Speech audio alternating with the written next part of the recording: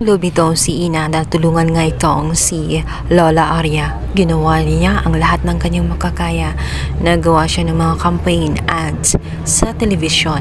Nakita ito ni Francis kung kaya tumahanga si Francis dito kay Ina dahil ibang-iba talaga siya sa katauhan nitong si Joanna. Hanga nga itong si Francis sa malaking determinasyon nitong si Ina na matulungan ang kanilang Lola Arya.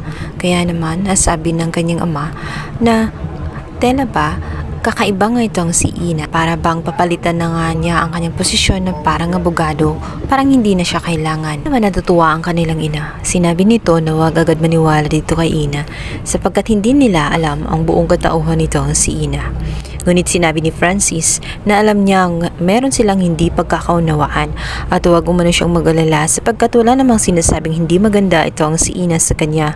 Hindi lang si Francis ang nakakita kung gaano kabusilak ang puso nitong si grabe ito kung mag-concern dito nga sa kanyang Lola Arya.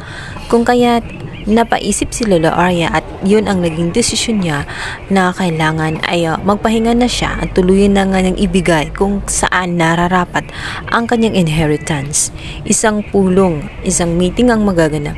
Magtataka ang lahat kung bakit kasama nga itong si Ina. Yun pala ay i-announce na nga nitong si Lola Arya na ang kanyang inheritance ay ibibigay na nga niya sa tamang owner, walang iba kundi itong si Ina. Dahil nakita niya ang dedikasyon nitong si Ina kung gaano ito kadeterminado na palaguin ang restaurant, bagay na hindi niya makita sa dalawang apo niya. Paano kaya tatanggapin ng dalawang apo, especially nga itong si Joanna, kung saan desperada na makuha ang naturang mana ng matanda?